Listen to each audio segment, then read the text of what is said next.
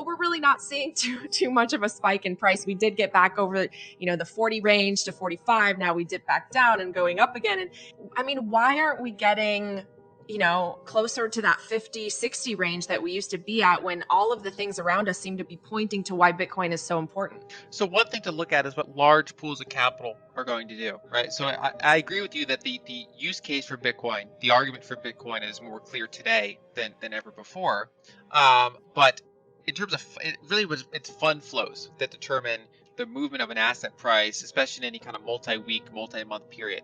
And so one thing I've been pointing out, for the past few months, is that if you look back historically at Bitcoin's price, you have the 4-year halving cycle, for example. Bitcoin's generally done well after halving.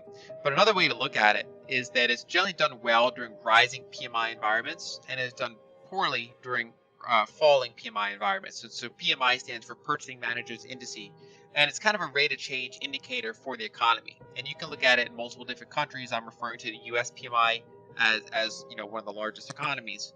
And generally, when you have that falling PMI environment, it's not necessarily that you have a recession, otherwise, but you can. It just means you have an economic softening. You have a slower period of growth that could become a recession under certain circumstances. So in the prior, say, 10 to 12 year expansion, we had about 3 cycles of rising PMI, falling PMI, rising PMI, falling PMI, and until the end of that period, until we kind of were running into COVID, we didn't really get an actual recession. And so when you have those falling PMI environments, generally risk assets, highly volatile assets, including Bitcoin, have struggled. And so, many of us might not view Bitcoin as a risk-on asset fundamentally, but just because of its volatility profile, a lot of large pools of capital will put it into that risk asset bucket.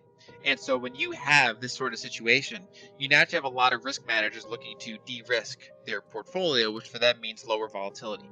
And so they'll trim things like Bitcoin, or at least maybe not start new investments in Bitcoin, while they have this kind of risk-off environment. And so my base case is that, anything can happen, correlations can break down, right? But that generally in a falling PMI environment, it's just generally challenging for Bitcoin. It's like a headwind, right? So everything else can be going well, and that's just this ongoing headwind. So what we've been seeing is that if you look at on-chain indicators, the supply side looks great, right? So obviously we know the supply cap, but I mean in terms of, say, the percentage of supply held by very strong and liquid hands, over the past year we've been in this choppy market. A lot of the coins have moved from short-term traders to longer-term traders, from accounts that have a higher propensity to sell to accounts with a very low propensity to sell, kind of the supply squeeze. But that's only one side of the equation. You need demand if you're going to get a big price increase. And just that demand has been somewhat lacking. Around the margins, there are people that say, oh, this is what Bitcoin is. And they buy it, but they don't really have these large pools of capital coming out and saying, we're going to put $1 billion in a Bitcoin now, we get it. I think that's something you might see in the next rising PMI environment. So I think what we're in now is we're setting up, the supply side's very tight, and we're kind of setting up for the next bull run. And, it's hard to say when it starts. Maybe we've already seen the bottom. I think there's a decent chance we've already seen the bottom. Just because we're chopping around doesn't mean that you can't chop around in a mild bull market until you get some sort of catalyst that gives you a renewed bull market. Or we could just chop around sideways, even go a little bit lower. It's hard to say for sure because, it's a very volatile asset. And it's kind of based on, a small number of new billionaires coming into the market or not. If you get a couple Michael Saylors, that just changes everything. All the models are broken, right? So, it's hard to actually give that kind of near-term price prediction.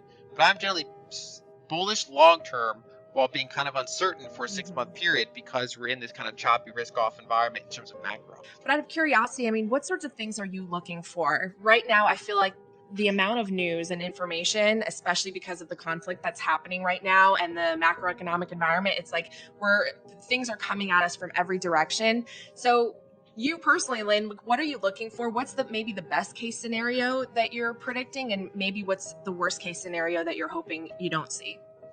Well, I think the best case scenario is kind of a de-escalation of some of the military conflict that's happening in Ukraine right now, and for kind of the next cycle to start, right? So right now we're in a declining PMI environment. Most economic indicators are pointing down.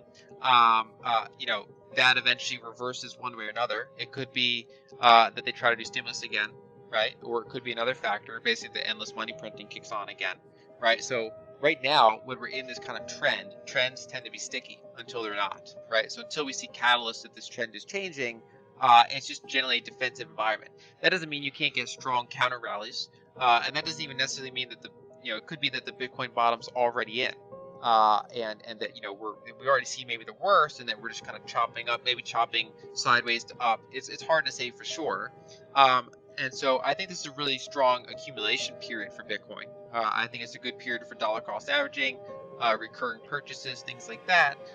It's just that as a trading call, it's something that I think it could go either way in the next few months.